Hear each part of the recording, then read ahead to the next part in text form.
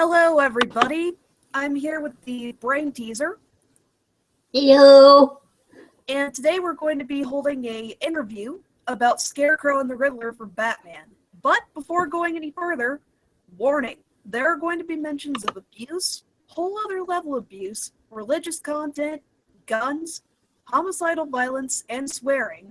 That last part, mostly because some parts of all this get TheBrainTeaser particularly riled up, and there are going to be spoilers for certain plot threads and lines in comics. So if you really don't like spoilers, giving you a heads up right now. Might even preface some points with spoiler warnings.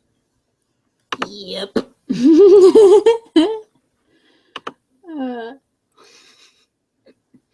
As you all can tell, I am very excited that this is happening. Because I am ready to dispel some myths and give y'all the truth. Yay!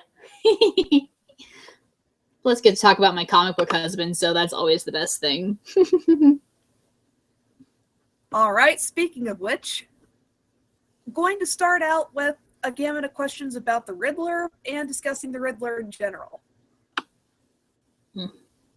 My first question is, what is the Riddler's backstory?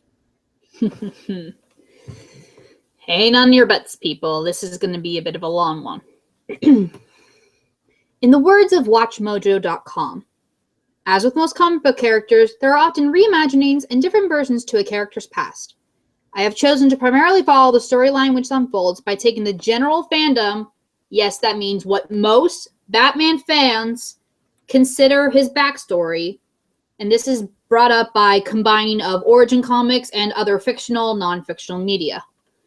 I might have to eventually lay the sources down somewhere. But in other news, let us begin with my dear comic book husband, Edward the Riddler Nigma. Edward Nashton grew up in the cookie-cutter town of Waterbury with his parents, whom, along with the other adults in his life, were constantly being asked questions by the curious young man. After being constantly ignored and berated for asking questions he was never given the answer to, Edward quickly came to the conclusion that he would become a man with all of the answers, even if that meant forming the questions himself. During his grade school days, Edward's teacher announced a class contest that would reward the winning student with a prize. Determined to win, Edward spent the next few nights breaking into the school so he could practice with the puzzle until he could solve it in under 1 minute. When the contest finally happens, Edward blows away his classmates and wins himself a book of puzzles. These puzzles and riddles piqued Edward's interest as they fed into his need to become the man that knows everything. He eventually grew up to run a rigged carnival booth after changing his name to be Edward Nigma. Yes, he's that much of a narcissist, people. He ran the booth for a few years, but quickly became bored with it since the thrill just wasn't there. As such, he began his life of crime to achieve that same thrill that he had encountered in his youth. However, simply breaking into a safe wasn't enough for him, because he wasn't getting any recognition for trumping security systems and robbing people blind. Thus, the Riddler and his horrendous spandex costumes were born. Although those gave way later to the suit, which fits him much better. While he started leaving clues for the law to figure out, Edward was much more interested in testing his mental might against that of Batman, since he was claimed to be the world's greatest detective. After the first defeat by the Dark Knight, which Riddler claims only happened because Batman cheated, Edward has made it his life's goal to prove his superiority over Batman and prove himself to be the superior being.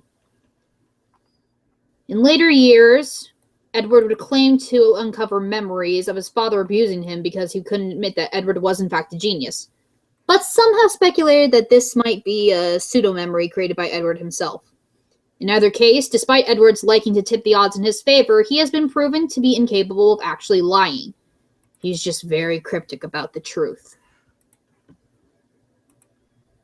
So yeah, that's his spiel. 1 second, I'm going to share one more. This is a still from a comic, The Riddler and Batman and Robin. And the Riddler says, "I've hidden a bomb in the maze. It will blow up the whole maze in a half hour, and you with it, unless you can find your way out." Did that actually Keep in mind, show up on the screen? Yes, that did. Keep in mind, though, he had sealed the entrance with another glass panel right before he said this.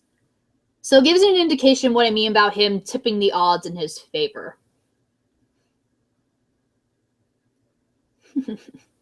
In further regards to the Riddler himself, you mentioned that he used to own a carnival booth. What other jobs, professions has the Riddler held? Well, that's the interesting thing about Edward, is that he's one of the few Batman villains, or, well, actually most villains that I can even think of, that have gone through multiple different professions in his origins or references. He's been a carnival booth owner. He's been in the New 52, which frankly I try to avoid as much as possible. He was actually working for Wayne Industries. And then my absolute favorite one is his time as a FedLex delivery guy. Not even kidding. It is so beautiful. Just like this bright orange, I think, costume, just says FedLex right on the hat. And it's even funnier because in like the next panel or so, you see him breaking into a safe that he had happened to spot while he was making his deliveries.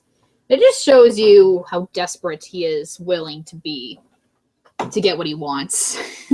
Just Riddler as a mailman, what the actual hell?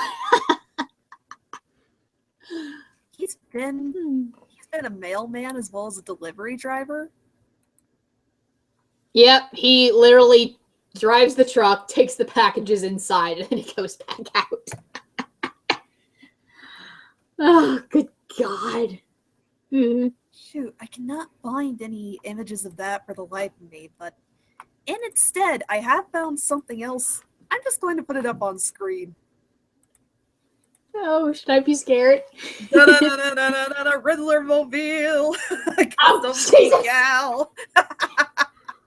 God. Okay, enough of that. Yeah. Yes. Oh my God, that is beautiful. All right, moving on. So the Riddler has been a FedLex delivery driver, a carnival booth owner, and in the animated series, he was a video game designer. But once he becomes the Riddler, he gets engaged with and really starts challenging Batman.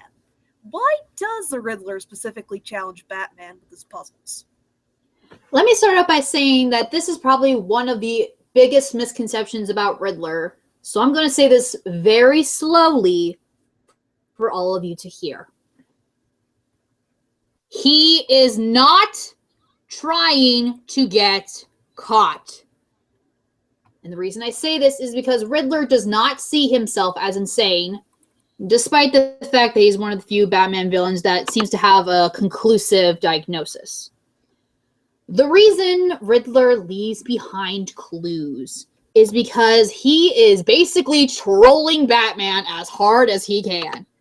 He is leaving behind these clues because he's waiting for Batman to struggle, trying to figure out the answer, so that when the time goes up and Batman fails, he can just go like, ha, I said I was smarter than you, and I was right.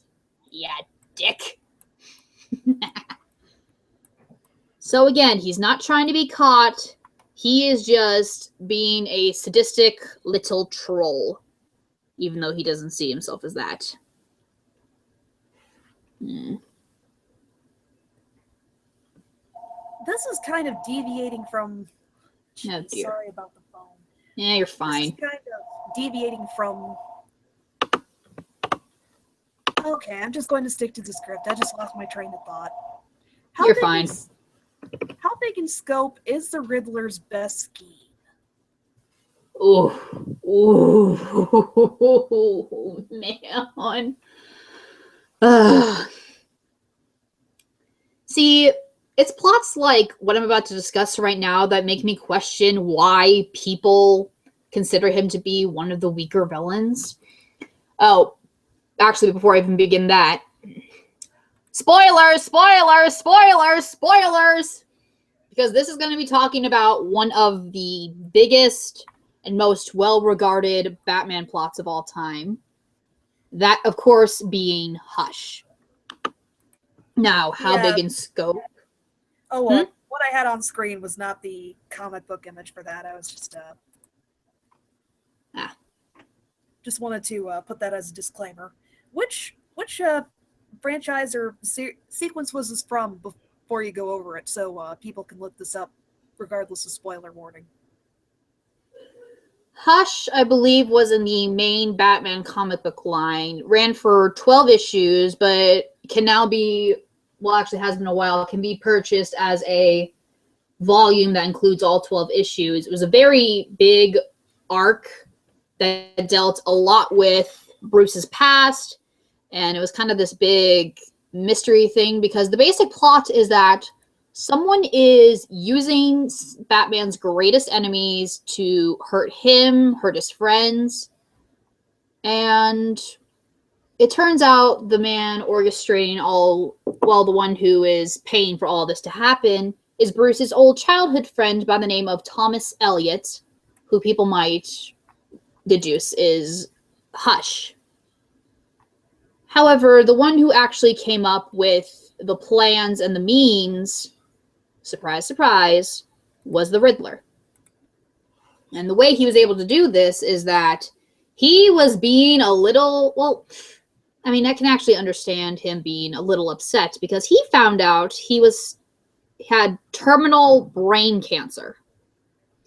Yeah, that is not the smile of a hinged man. Anywho's, to cure himself of this, he decided to do something very ballsy, by which I mean he used one of Ra's al Ghul's Lazarus pits. Sorry about the buzzing sound, dude. Anyway, after he comes out of the Lazarus pit, which, in case some of you don't know exactly what that does, it gives you a certain kind of clarity. By which I mean you kind of, it's one of those, like, the secrets of the universe are revealed to you, and it actually turns you temporarily mad if, for, say, you were put in dead and you come back out alive. So, with that dip in the pit, Riddler was able to figure out that Bruce Wayne is, in fact, Batman. And then when Tommy Elliot came to him, hoping to get his comeuppance, Riddler was able to supply Thomas with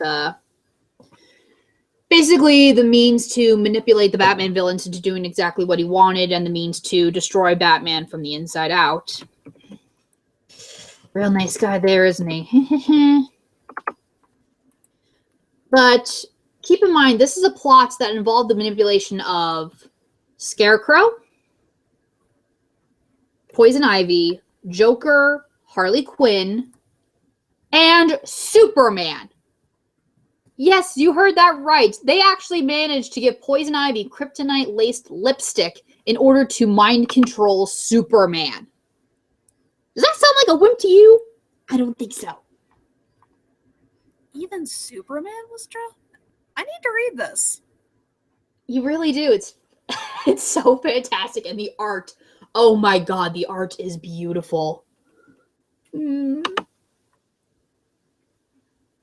So any hoozles.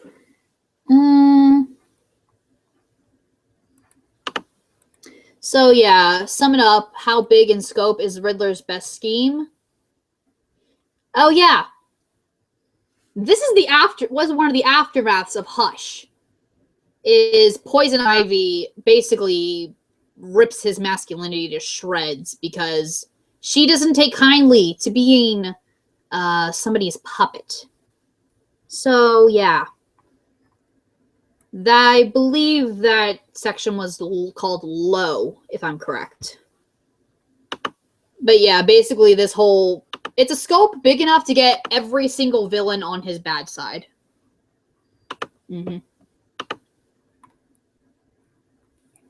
So, Hush is definitely Riddler's grandest master plan in any of the comics that comes to mind. Definitely one of the biggest. Again, I try to avoid New 52, but he's been shown to pull off some pretty ballsy things in there too.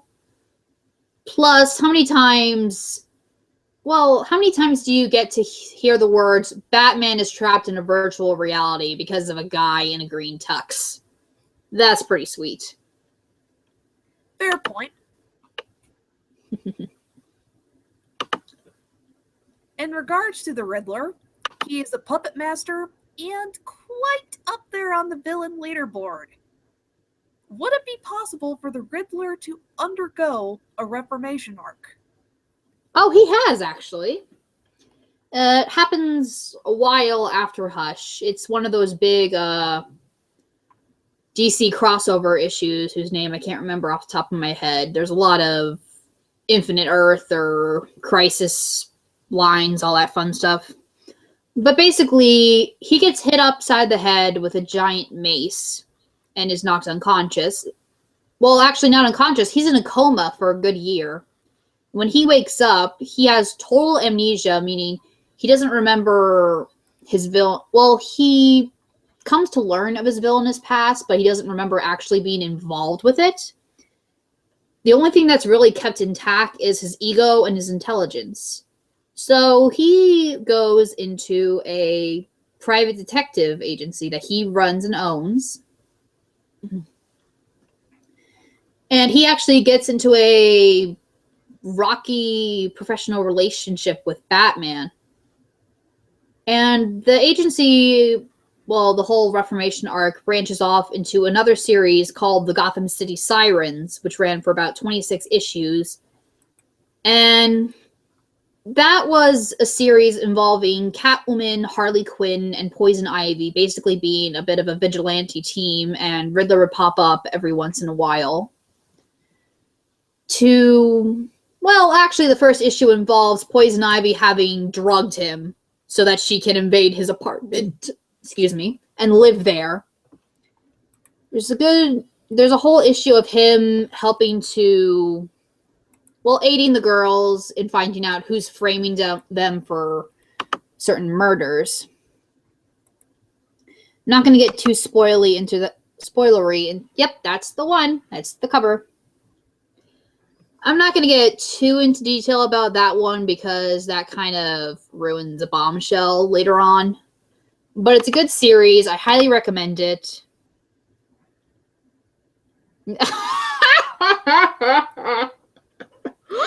Oh, very funny, SR. Very funny.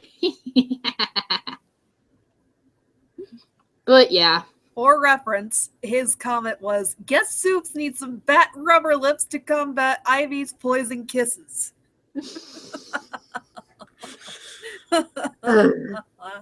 Batman and Robin movie grinds my gears so much, but that is freaking hilarious. Fair point to bring up. Yeah, but I'm not going to go into a rage debate on my feelings for that movie, so moving on. I'd like to pose an interesting question, kind of deviating from the script here. So the Riddler has two different dynamics with Batman, technically. In one, he's challenging Batman because the fact that Batman can solve his puzzles frustrates him to no end. And then when he gets reformed, they have a begrudging professional relationship. How would you compare and contrast the two? Well, the thing about the professional relationship with Batman and him during the Reformation arc is that technically that's not Batman. That is Dick Grayson taking the place of Batman because he has gone missing, essentially, or he's presumed to be dead. So Riddler is kind of playing along with, he knows right off the bat that that's not the normal Batman. He acknowledges that whoever this guy is good acting and is trying his damnedest to pull off the part, but in Riddler's mind, it's kind of pathetic. So I should say you can't really compare Batman and Riddler's relationship in those two scenarios because technically it's not the same Batman you're dealing with. However, both are very entertaining to watch because Riddler is so petty, it's pathetically adorable. So he's always like, you must have cheated, admit it, you moron, you cheated. To Batman, and then Batman's just like, I don't need to, this is just too easy for me. But during the Reformation arc, it's kind of clear that Riddler's a little perturbed about what he might have done during his villainous days, even though he can't exactly remember. But at the same time, he wants his memories back. So there's that kind of inner struggle going on in his head. So he kind of almost uses aiding Batman as a way to distract himself because it gives his mind something else to focus on. Well, buzzing. What? Oh, there was some laundry going in the background. That was probably the buzzing going on earlier. Ah, gotcha. But yes, that is him talking to a non-costumed Harley Quinn because she was in the process of breaking away from Mr. J. That is another story for another time, and it's actually a pretty fun read. Plus, that image is just... There's a lot of images in that particular issue that are just very fun to look at. I was just bringing it up as reference for Riddler Private Investigator. Mm-hmm. Yeah, that is still happening during the Reformation arc. Oh. As a point of segue, could the Riddler and Scarecrow ever become friends? Let me... nope! Nope, nope, nopey, nopey, nope, nope, nope. Oh, wait, before digging any further into that, SR had another really clever comment. Quoting him directly, I considered if I had the chance to make a Batman animated show, to make a Enigma quiz show game host. The show is called Riddle Me This. But yes. Okay, I'm not gonna lie. The reason I find that funny is that technically that's kind of happened. If you watch Batman the Brave and the Bold, there is a thing where he's holding Batman and Booster Gold hostage. And he's basically using a game. He's quizzing Booster Gold in it to give him a attempt to save Batman's life, and poor Booster is just bombing horrendously. And yeah, I mean it works out in the end, but it's still very funny. And then I just found some screenshots. I'm going to put that on screen. Oh, yay, screenshots. Well.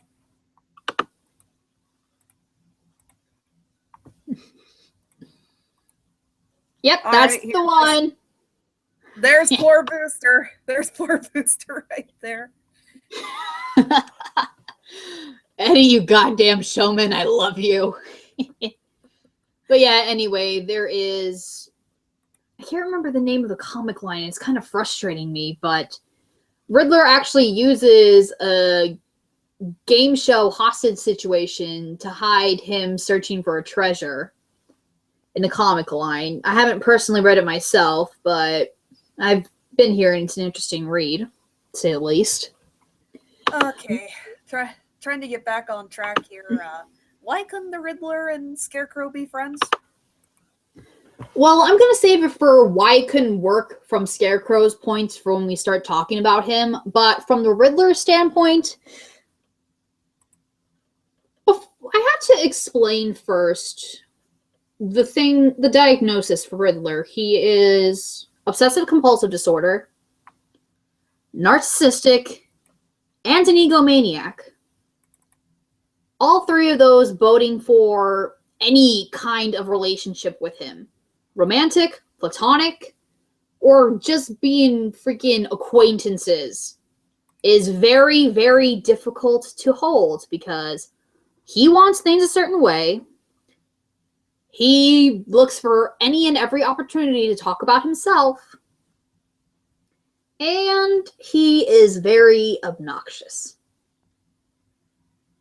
To put it bluntly, Edward is not really a friendly sort. He's not malicious, I would say. He's not outwardly aggressive unless you start poking the right buttons. I'm saying that he's not a friendly person, meaning he doesn't sympathize with other people's problems well. The whole world is about me, me, me, because I am a god amongst men, and all of your mortal problems are of no concern to me unless I can benefit from them somehow. Which doesn't make well for being friends with anyone, much less Scarecrow. Another thing to consider is the fact that, well, actually, just continuing what I'm saying, Edward's ego is very overbearing. It's very out there. Like, you don't even have to meet the guy in person to know that he thinks very, very highly of himself. And frankly, he's one of the only Batman villains that does. What? Nope, I didn't say anything.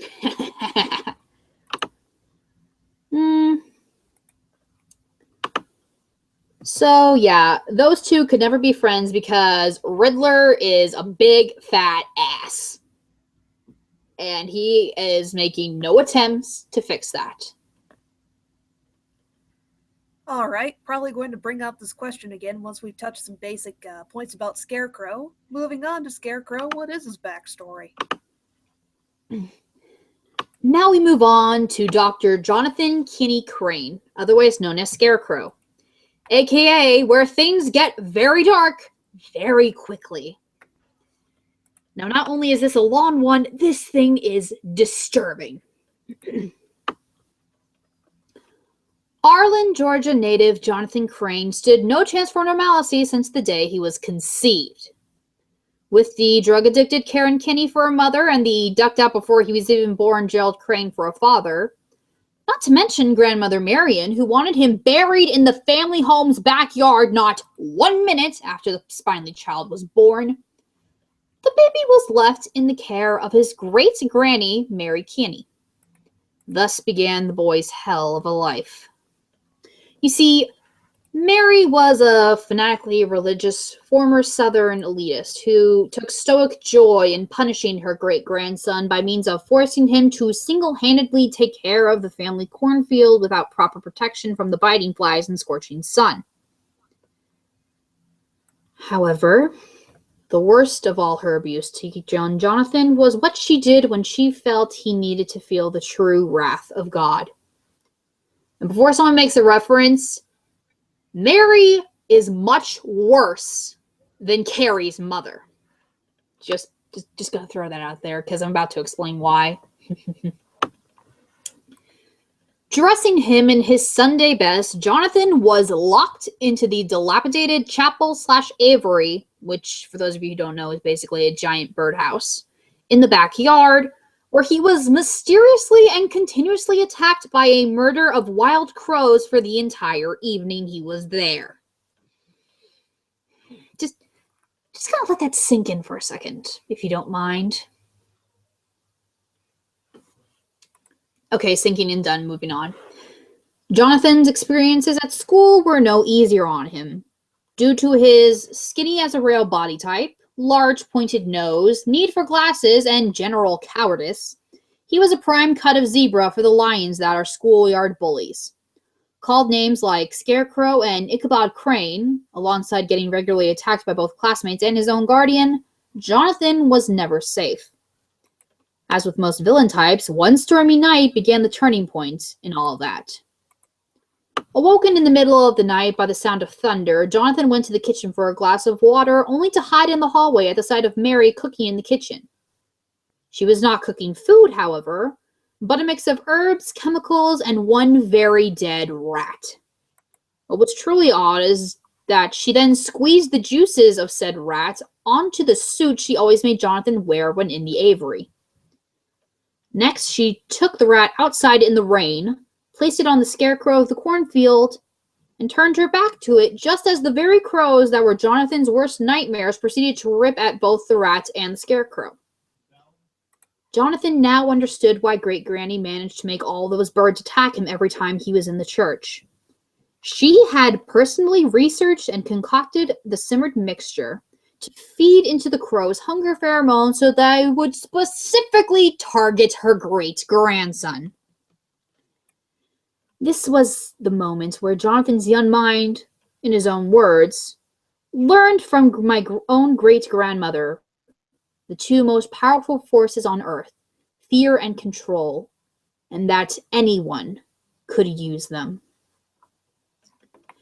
Sneaking into the Forbidden Room library of the family home, Jonathan discovered and became fascinated by what he considered the third most powerful force, chemistry.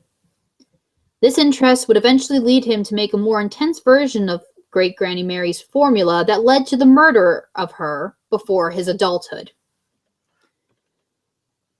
Johnny finally succumbed to the straw-inspired moniker at his senior prom as he scared #1 bully Bo Griggs and his girlfriend Sherry Squires, both who had been responsible for a prank where Squires lured Jonathan to the basement of a Halloween party only for Griggs to throw a pumpkin at him a la Legend of Sleepy Hollow, after she convinced him that she had broken up with Griggs and invited him to the Halloween party, and was basically insinuating a 7 minutes in heaven scenario.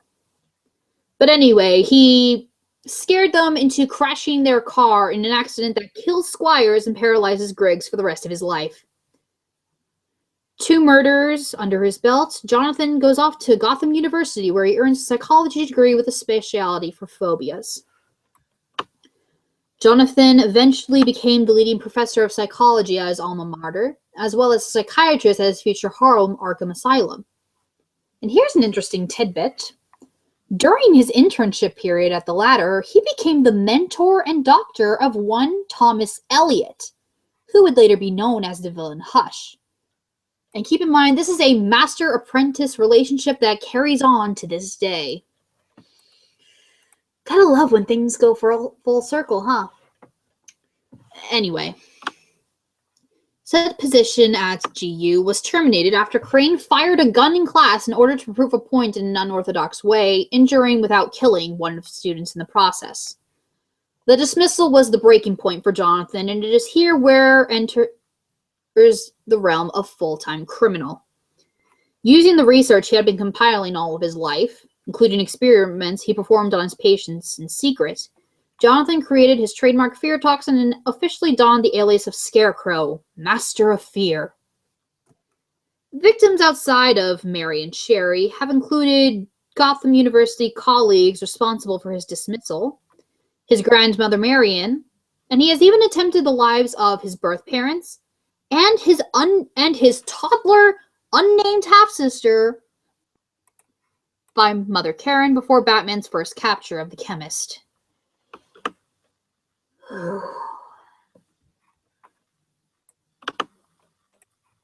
So, yeah, there's that deal.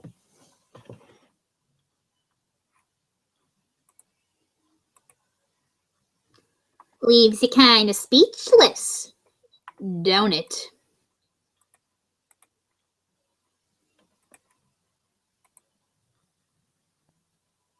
If that wasn't already going to give you nightmares tonight. Oh, for those of you who want to figure out where this message came from, this came from the Crimson Mist, I believe, which is the third in a trio of books that has Batman turned into a vampire. Hence his very messed up appearance in the back. So yeah, sorry if I gave anyone nightmares, but it's the truth. To dig more into Scarecrow's character here, why is a Scarecrow so fascinated by the properties of fear? Well, Scarecrow, as you can see, learned very early on that fear has a way of controlling people. It controls their actions, their wants, their desires. In fact, if we pull that ever lovely quote from the Batman Arkham games, every decision you make is a product of that fear. And that's one of the strange things about Jonathan is, while he is and always will be an absolute total sadist, in the end, he doesn't see his work as him hurting people. He sees it all as genuine scientific research. He is still that psychologist and, well, scientist at heart. So he feels that,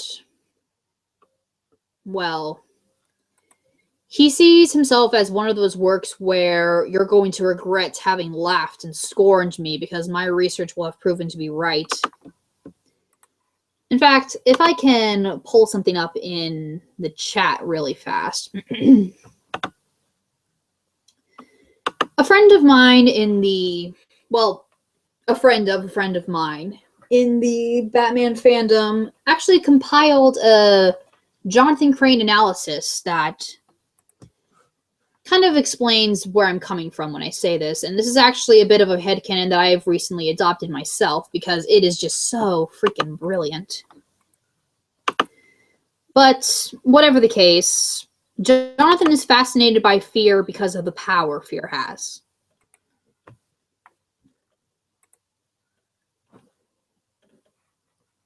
On both the world around him and his own life, as we can see. Would you like me to put your friend's headcanon on screen? Maybe read a couple of sections from it? Sure, once the thing decides to work with me. It's taking a while to load. Oh, okay. Yeah, it's a kind of a big, well, not that big. It's like a 6-page Google Docs thing. Whoa. Speaking of, I can get the... Yeah, it goes... The thing about this is I do agree with some of the points that are made here, but there is always going to be a part of me... Well, actually, it's been proven through some of his actions and comics that Jonathan is actually a sadistic little fuck. But that's part of the appeal of him. Ooh, just got a really interesting comment. I didn't know anything about this. I'm surprised the Scarecrow is not a Yellow Lantern, and then SR brought up he was for a while. So there's somewhere in the continuity where Scarecrow's a Yellow Lantern. It makes sense. I just didn't know that happened. Oh, yes. This is actually one of the really big DC crossover arcs that happened. And, I mean, technically, he would have been a Yellow Lantern twice, but I'm not going to get into detail about how that works. But yeah, basically, Lorraine's from basically every sector of the Lanterns was trying to find new souls on Earth. And Scarecrow was one of the ones picked for the Sinestro Corps. And to him, it was absolutely exhilarating because he was no longer really able to feel fear at that point. And he was kind of frustrated with it. So when the ring finally came, yes, SR, you are right. Blackest Night is the event that I'm talking about when I'm referencing this. Yeah, that picture is from when... Well, what would have been the other time he would have been a Yellow Lantern, but then he got beat up before the ring could take him, basically. Can't remember who kicks the crud out of him, though. I feel like it's Green Arrow or something. But yes, PC, Scarecrow was in fact a Yellow Lantern for a while. Why is this thing taking forever? Gosh darn it. Yeah, there's the one. There's the one. Is it not glorious? Oh, but don't worry, people. This didn't last too long because Lex Luthor is a greedy little jerkwad. But it did end up biting Lex in the ass because Scarecrow started murdering his employees for having Batwing stolen. So yeah, there's that.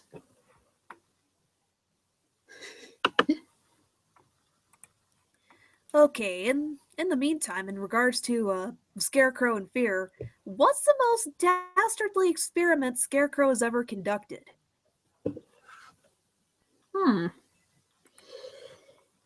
See, I'm a little conflicted on how to answer that because you got to consider if this was something he conducted himself or if it's something where he was aiding Hush, for example, because Let's stick to Scarecrow flying solo. well, if it had succeeded, there was a point where he fear toxin Joker, but I'm not talking about Arkham games. I'm talking back in the comics, I think somewhere in the 80s or 90s, where he and Joker were teamed up, but they got into an argument, so Scarecrow tried to gas him, but it didn't work. So, yeah. But if I had to say something he did on his own, I'd have to say it's the run where... Sorry. No, this is perfect.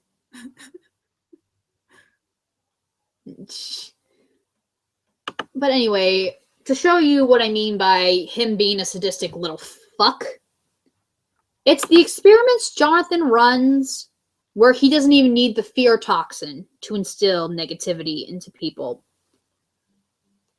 Jonathan is very, very well versed in the realm of psychology, so he's able to twist people's subconscious fears just with his words to the point where they will in fact commit suicide. I can't make reference to an exact storyline where this is happening, but the images exist. No, I am not putting that up on screen. Even if I could find something, I am not putting that up on screen. I don't want you to. No one needs to see that. We're already giving them nightmares as it is. I mean, really. I'd say that takes the cake in the most horrible experiments he could conduct, and that's as far as that really needs to go. I'm sorry, I'm a bit of a pansy. No, you're fine. But if I could make a suggestion to any and everyone that's listening, if you want to see some of the dastardly things he's able to do with other people without having to play the Arkham games, I want you to look this up. Heart of Hush. And let's just say that comes to bite him in the ass so hard. And it really shows you why... Well, it really shows you the dynamic between Scarecrow and Hush and why it really shouldn't exist for the safety of others. Just for reference, I'm going to put up the cover on screen so you know what to look for.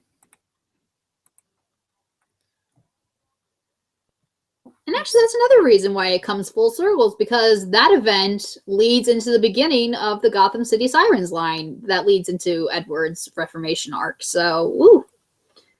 They may not be friends, but they're sure a lot more connected than they'd like. Apparently so. Actually, touching on that,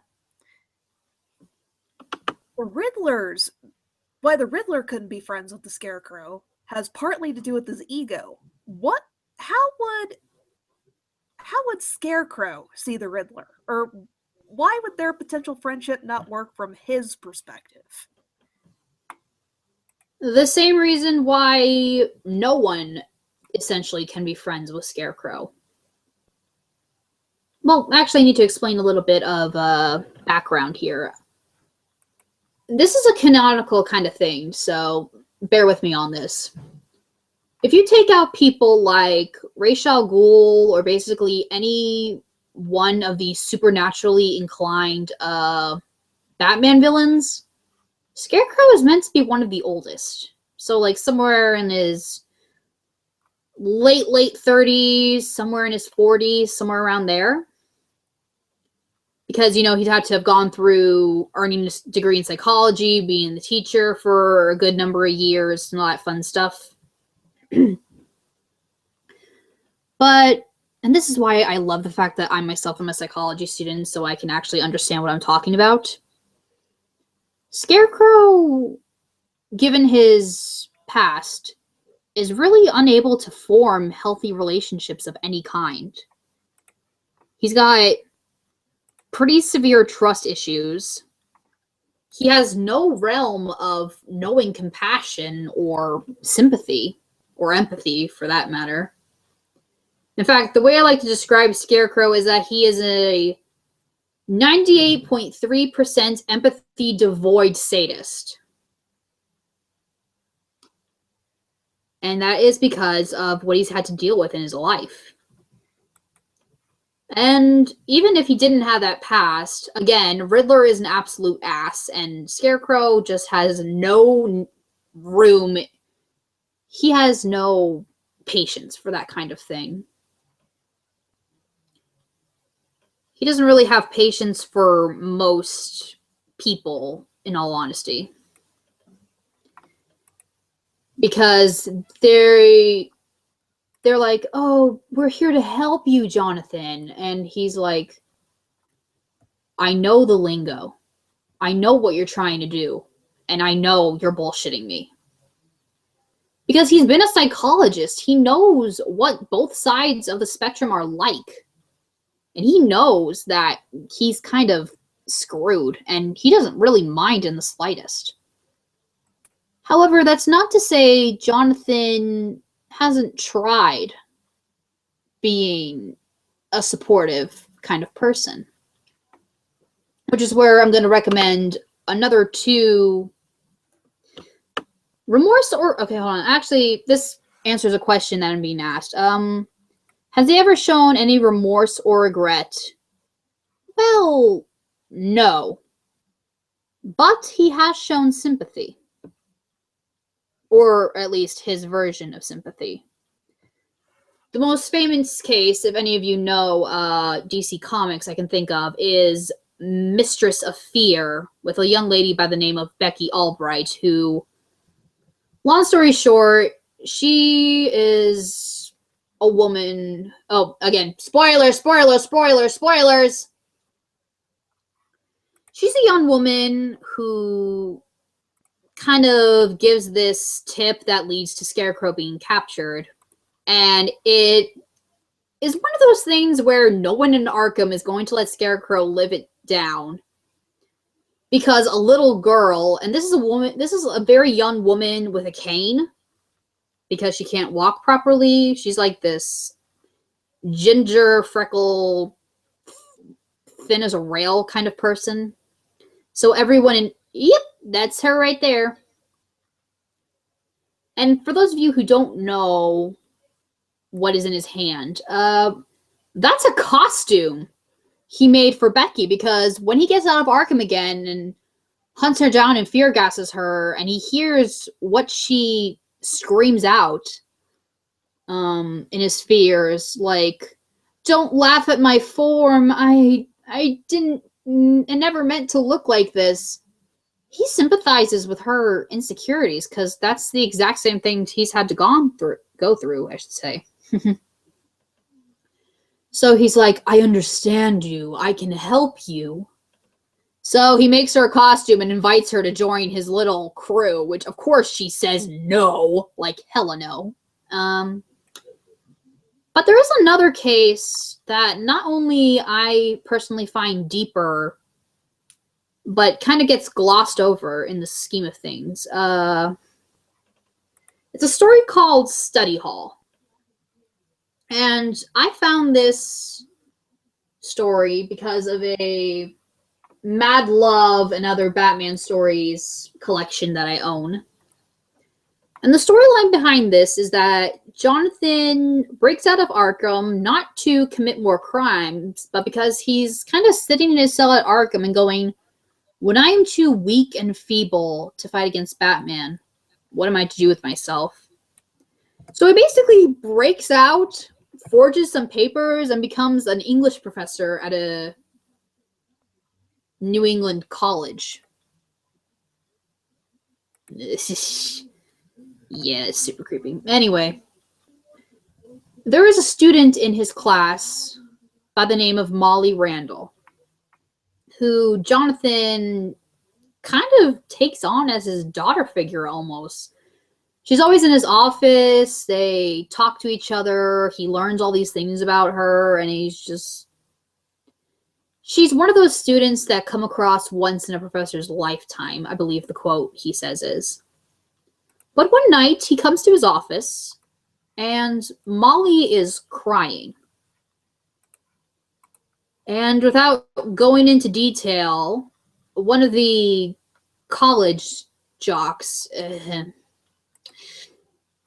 had some fun without her consent with Miss Molly.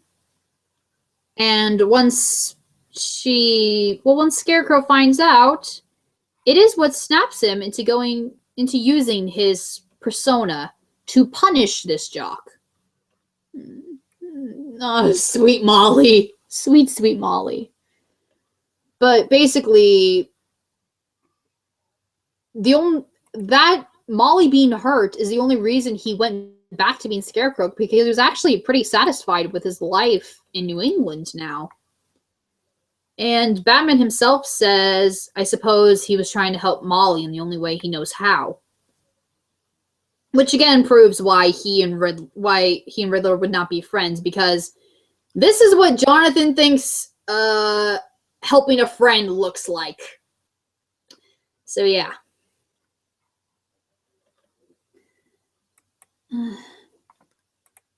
So, well, yeah, that's him. God, I will never get tired of the animated series design of Scarecrow. It's so perfect. In regards to Scarecrow's dynamic with the Batman, has Scarecrow ever teamed up with Batman, or... Actually, what you just covered the next question I was going to ask, so I'm just going to leave it at, has Scarecrow ever teamed up with Batman under any pressing circumstances? I can only think of one situation, and technically it wasn't really Scarecrow that Batman was teaming up with. It was a young Jonathan, and it wasn't even really a team up. Batman basically visited Jonathan Crane's office because there was a villain attacking people using fear, and Jonathan was this renowned psychologist that dealt with fear.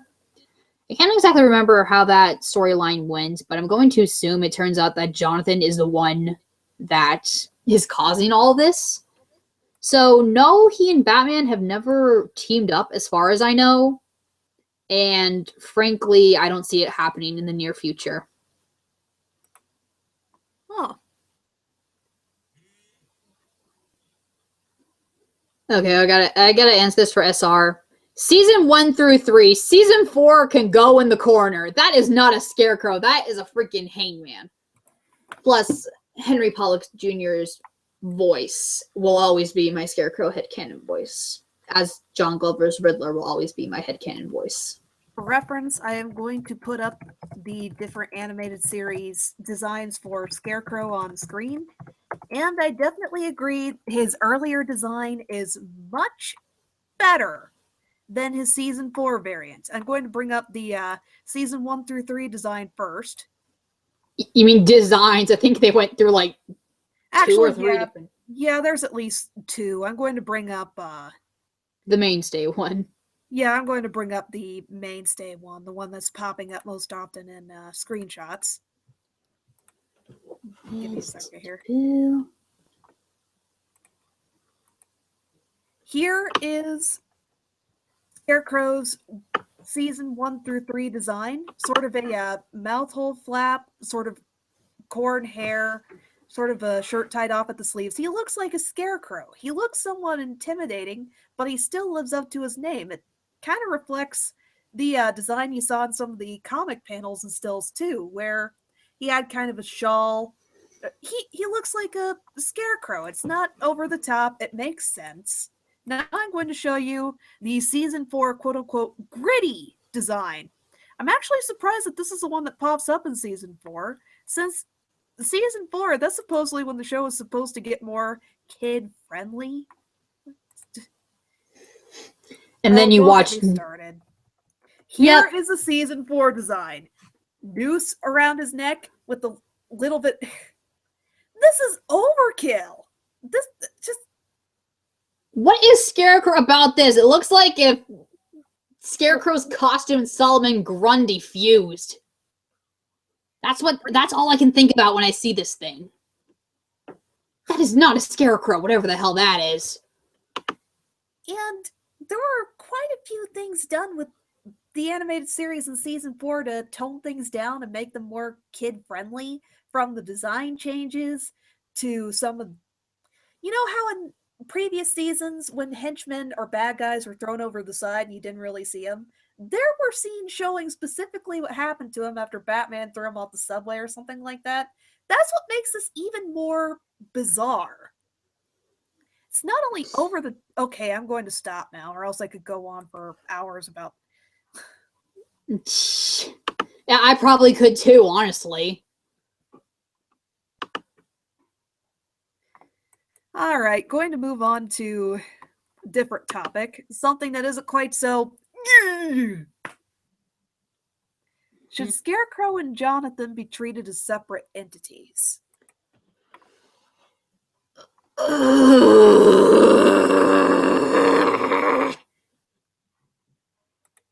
This is one of those points where I really, really dislike the fandom.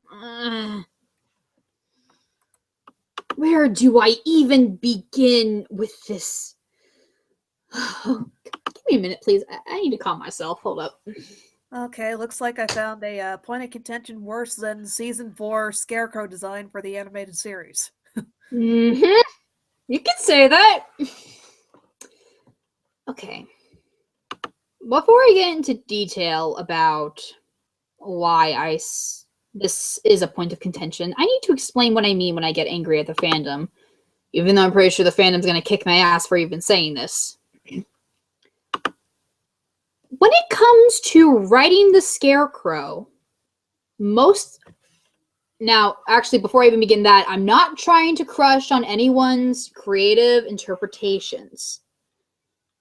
It's just that the two ways that most of the fandom write the Scarecrow kind of completely miss the point of the character. And allow me to explain why. To address the point at hand, they do address Scarecrow and Jonathan as two split personalities, basically. Which, first off, if you're going to pull a stunt like that, how about writing about Harvey Dent? Hello, the guy needs some freaking love in the fandom. It's like, you already have split personalities right there. What the hell are you doing? Stop! And frankly, they don't... I'll explain how this might have happened anyway. But, anyways. No. You do not treat Scarecrow and Jonathan Crane as two separate entities. Scarecrow is just Jonathan Crane behind closed doors. He is what Jonathan is actually like. Oh, thank you for bringing that image. That really helps. Which, by the way, if you want to see what I'm talking about when I was talking about most of Jonathan's early life, this is the comic you need to see. It's beautiful. The dialogue is fantastic. Oh, shoot, I just took that image off screen. I'm going to bring it up again. Yeah, it's fine. Oh, that's one of the images I actually have saved on my desktop. I'm going to bring it up again. Yay! But yeah, it's Year 1 Scarecrow for anyone who wants to find it. It's a very, very good read, especially if you want to introduce yourself to the Scarecrow. But again, let me reiterate. Do not make Jonathan Crane and the Scarecrow two separate beings or two separate personalities. They are the same person. They are the same, two sides of the same coin. They are the same. One's just more open about what he's like. Now for the other way the fandom writes the character. Just out of of curiosity, before I really explain that, how many of the people here, if you can type this in time, how many of you have seen the Nolan films of Batman? Anyone? Just shout it out there. I've seen them, or I've seen the first one. Mm-hmm. Gonna wait a couple seconds in case anyone else has seen the Nolan films. Okie dokie. Also, sorry if I get a little nasty, but again, this is a very big point of contention for me. It's just no. Just no.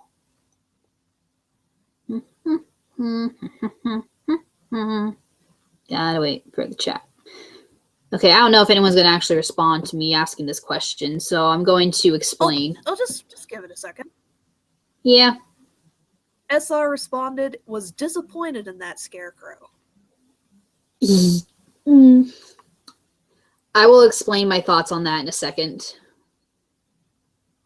Well, I mean, all three of them technically have Scarecrow X. Just the first one is the one that has him as the main villain.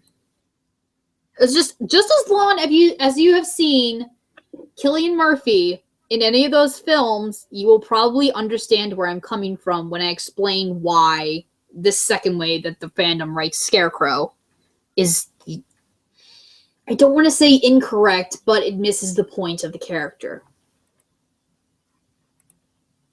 Just as long as you've seen Cillian Murphy's face in those movies, you will get it.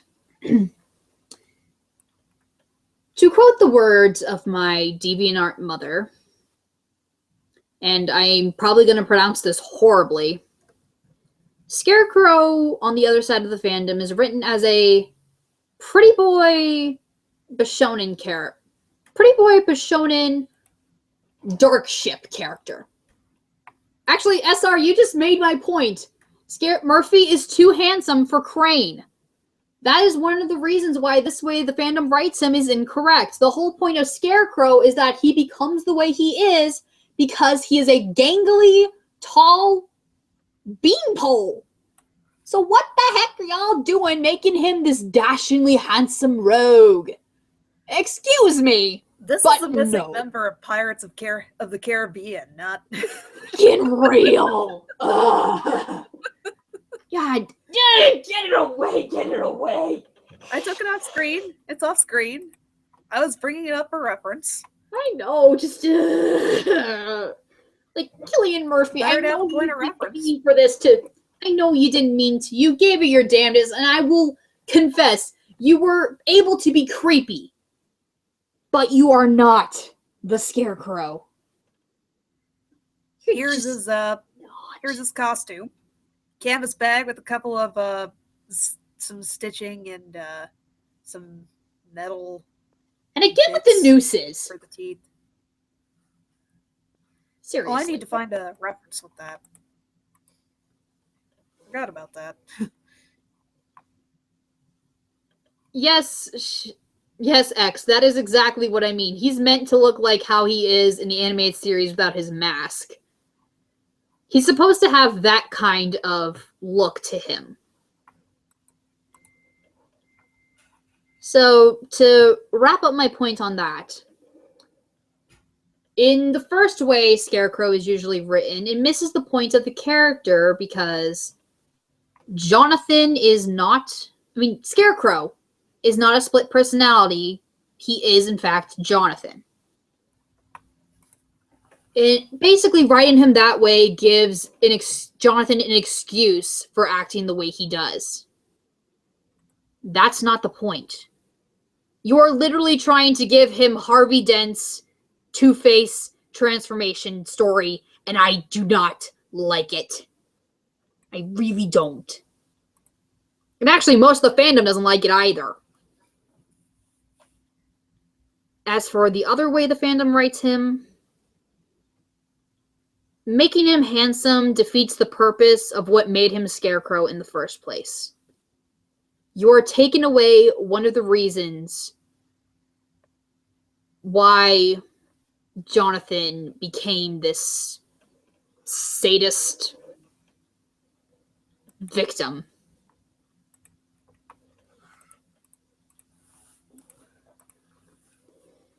So, no. I will say it a final time. Scarecrow and Jonathan are not separate entities. And I am sorry for raging on all of yous.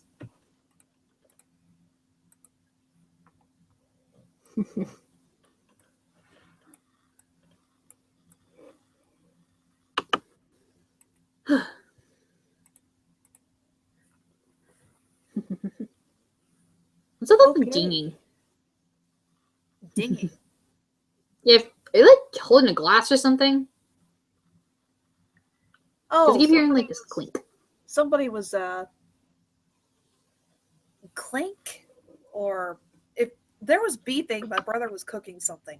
Upstairs. Microwave. Also, yes, X, because he was insecure about his looks. People made fun of him for his looks. And frankly, being as tall as he is what aids Jonathan in being the Scarecrow, because it makes him look like a gangly little freak. And it aids in his pursuit of scaring the living daylights out of people. And it also actually helps in his fighting style. For those of you who don't know exactly what I'm talking about, and it's actually explained in one of Scarecrow's origin stories, Jonathan's style of fighting is what it's referred to as violent dancing. And anyone who's seen Disney's version of The Legend of Sleepy Hollow, Jonathan bases his fighting style on a mix of the Crane style of Kung Fu and Ichabod Crane's dancing from The Legend of Sleepy Hollow. Because it's violent, it's powerful, and it's, well, it really aids in him looking absolutely creepy. Yes! This is what I'm talking about when it's like, this is what Scarecrow needs to look like. Yes! Just when I took the image off the screen, darn it. No, it's fine, because, see, I have, like, the Google Hangouts thing open, but I also have the YouTube thing open so that I can converse with all of the lovely people listening to us. Oh, okay. So it's there for long enough, it's just, I'm mainly looking at the YouTube thing so I can keep up with the comments. Oh, okay. But, actually, I never really, yeah. That's basically... I mean, I think I have most of the misconceptions of both of them derailed, I suppose. Yep, pretty much have all the questions covered.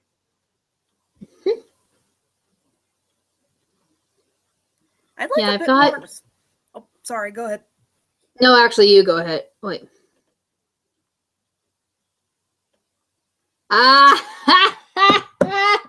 Someone brought up Ragdoll. Yes.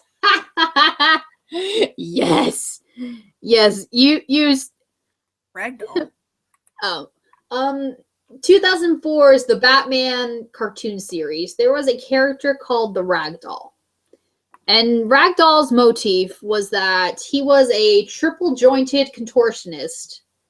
And he kind of took on the role of Scarecrow and looking like a gangly creepazoid.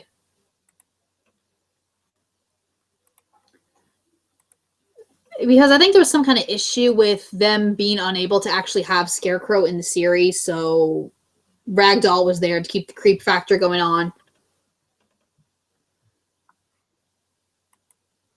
So yes, that is who you are talking about when you say of the villain that kind of looks like Scarecrow, sir.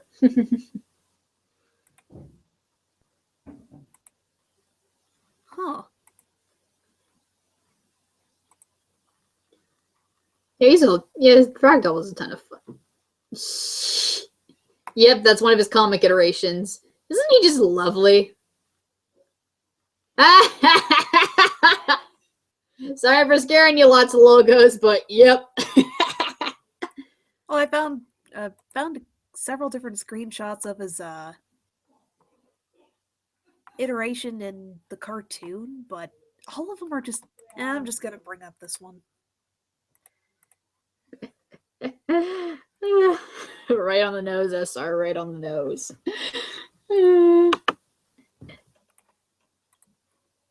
All right, Yep. Here he is in all his cross-eyed glory. Oh, he is so magnificent.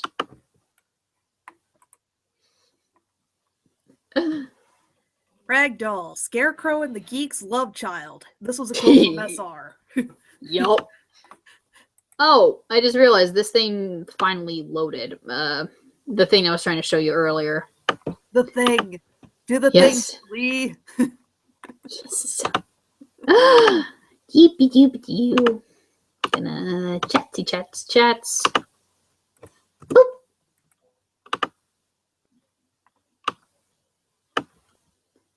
This is put together by one of my newer DeviantArt acquaintances, who took a very interesting look into what makes the Scarecrow so fantastic. Do you want me to throw this up on screen? Once I find the one paragraph I'm looking for, absolutely. All right.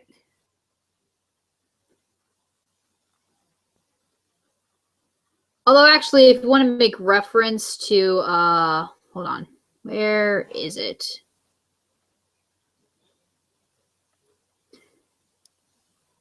Because, I mean, this little archive has a lot of really great images of Scarecrow to use. I'm trying to find this one paragraph that she wrote, though. It's kind of, ugh. Ask her if she'd mind sharing that or posting a public thingamabob so I can put a link to that in the description. I'd like to read more through this. I just might ask. I think, she said the reason she's not posting it now is that she's kind of always tinkering with it. I don't want to push anything. No, I'm just saying the reason she doesn't share it now is because she's still, like, adding on to it with, like, more things that she reads and all that fun stuff.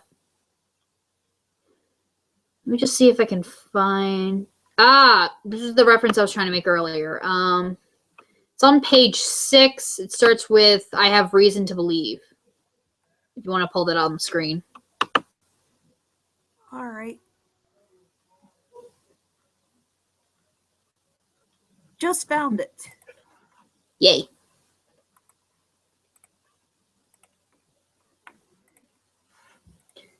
Doop. Here it is. Yeah. I'm going to read a little bit beforehand just to give people some background.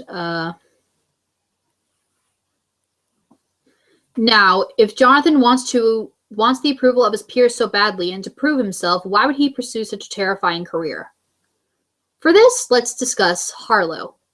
Harlow, while immensely progressive and famous in the field of psychology for his research on nature versus nurture, no general psychology class is complete without talking about Harlow's research with monkeys. However, his research is controversial, to say the least. Never would be approved in modern society. And basically, Harlow did a little... well, I'm not going to read everything that's there, because some of it gets very, very disturbing. But I'm going to make up a point because his research, while helpful, was very unethical. And what the young lady says is, I have reason to believe Scarecrow believes his legacy to be akin to Harlow's. Harlow is Jonathan's role model. Harlow did not stop his research for political correctness or humanity. As a result, the terrifying results provided a crucial insight into the nature versus nurture debate. Jonathan believes his research into fear will be the same. He sincerely views himself as a scientist over a criminal, and future generations will marvel over his research. Jonathan, in his own mind, is a hero in the field of science. And for those of you who have managed to stare at the paragraph a while, you'll understand what I meant. We can take it down now. It's got the main point across. All right. Yeah. I just hope that she doesn't mind that I use this, because I asked her about making reference to this earlier and adding this to my own personal headcanon, and she didn't seem to mind. But yeah. I do believe I've covered most of the misconceptions that have really been bothering me. Any other questions? I was kind of curious about Jonathan Crane's fighting style, sort of the mix between Crane martial arts and Ichabod Crane's odd dancing. Mm-hmm. I mean, technically he also uses handguns, but yeah, it's mainly that sort of fighting, because Jonathan is a gangly, skinny dude, so it really makes it easy for him. I don't know if you still have the list of sources for all of the origins I gave you, but the one from the 1995 source from that, it has a couple of images, and I know that somewhere on the internet there's this one link that basically compiles everything I've said about Jonathan's backstory in a nutshell, and it has some great shots of him putting his dancing style to use.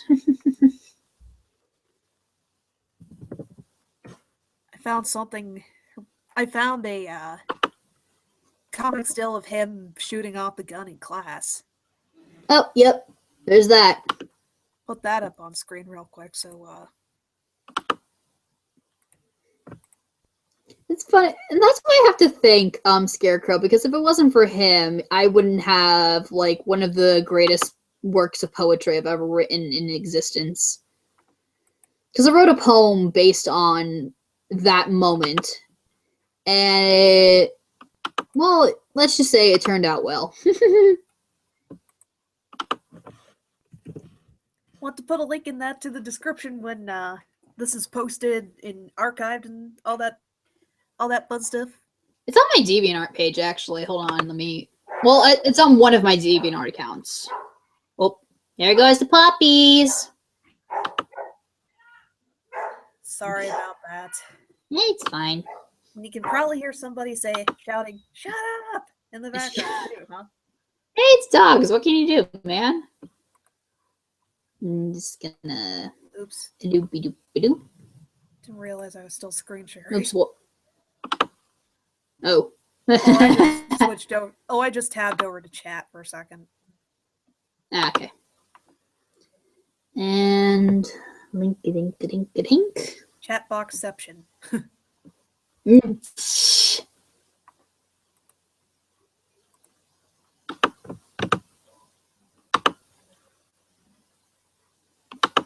And gonna put this in here. Boop. And still gotta wait for the other link to load, because I want to get this freaking still shot of Scarecrow, because it looks so creepily wonderful. Can't you screen share? I don't know how, honestly. Okay. Oh, I just noticed that the thing popped up. Just got your link. Oh, yay. I'm going to put that on screen. Oh, there's a screen share button. Well, still gotta wait for the link to load, but... Well, I'm a dummy. Put it up on screen. Along with an irritating ad. Oh, dear. I mean, obviously I made some edits when I turned it into the writing club of a friend of mine's, but it was really fun to write, surprisingly enough. Would you like to read some of it? Okay. I gotta get my fancy dense narrator voice on. Okay. Lesson in by the other Lovett girl. Continuous Tanaka poem. Dr. Crane's class at Gotham University wasn't that different, or at least not at its start. But they were wrong to think so. Upon a first glance, the man himself seemed normal. Sophisticated? No. But he wasn't naive. Quite intelligent, even. Almost too well-versed in the realm of phobias, but everyone is the best at something. There was no reason to judge.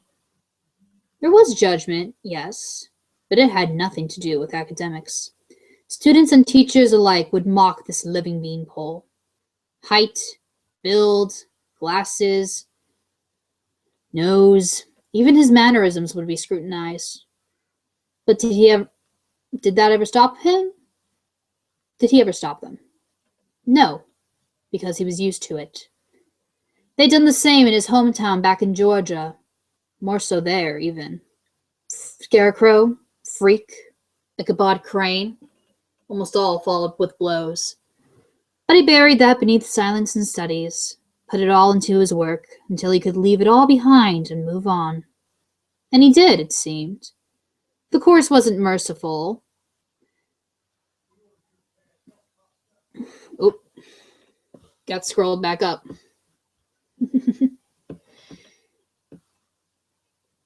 Yeah. Freaking thing isn't working. Oh! This thing finally is working, though. Yay. Actually, I think I'm going to stop it there because this is the image that's just too beautiful not to show.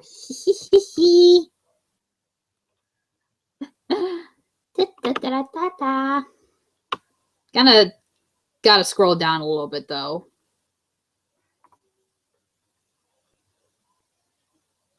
Yeah, it's about halfway through the link. It's pretty great. Where is this? I just put it into our chat. Oh, okay. Very last thing.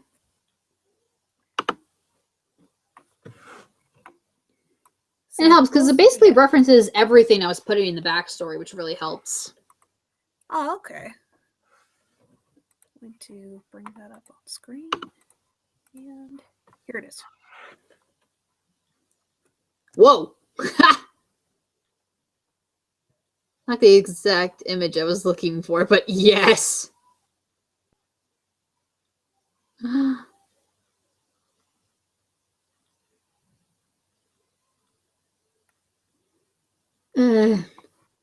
may avoid New 52 as much as possible, but god damn.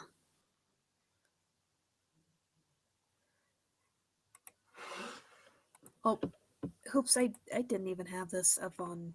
Okay, I'm going to go through this again. Start at the first panel here. Here's Jonathan Crane. Little baby Johnny, oh my gosh.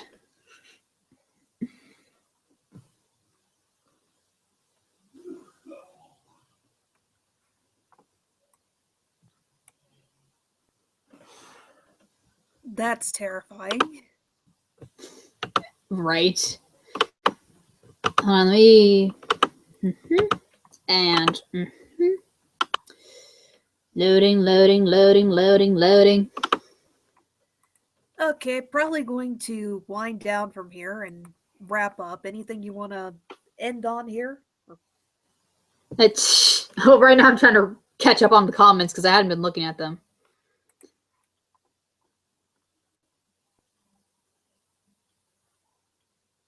SR mentioned New 52, where good canon goes to die. Ah! Oh my god, yes.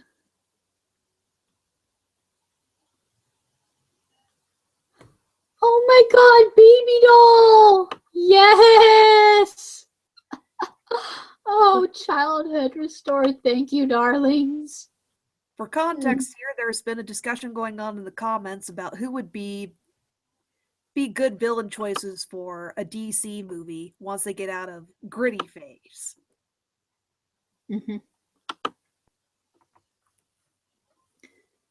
No, seriously, you could make like an entire movie just on some of the concepts of the animated show's episodes. Pretty great. Short films, at least. And I'm gonna try this screen share thingamajiggy. All right. Ooh. Ha! Share?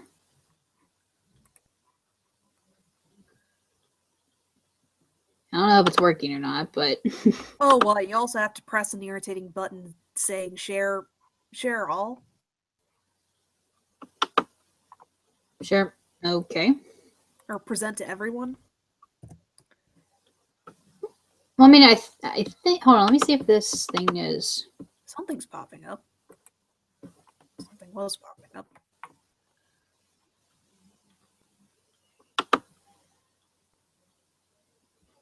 Hold on, let me try this again because this is being a little annoying.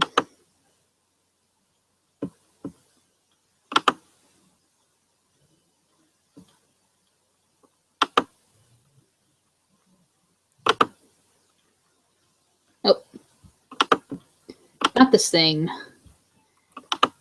This thing. Sure.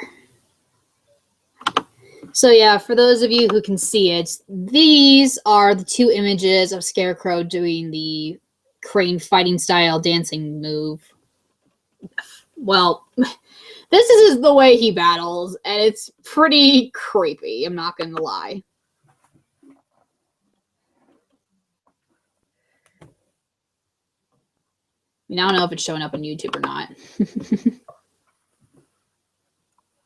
Oh, it showed up on screen. Yay, there it goes. And then I gotta get it to stop sharing. And yeah, I basically covered everything I wanted to. And I think, I mean, the main reason I really wanted to discuss this topic is because I know that there are some people out there who want to join in on the Batman fandom. And I'm not going to lie, some of the characters are a little difficult to write for. So this is just kind of a baseline of what you need to know and all that fun things. So, point of reference for these are things to avoid when writing for the Scarecrow or the Riddler. Pretty much. All right. Well, probably going to end on that note. Although I do agree, yes, a Heart of Ice movie would be very nice. Or, oh! Very funny, SR. Very funny. Do you see this? You see this little punny work at the bottom? A Heart of Ice movie would be a very ice move for DC. Freaking go Arnold Schwarzenegger on me, goddammit. Going to end that on a bad Arnold Schwarzenegger pun from SR. Heart of Ice would be an ice movie for DC.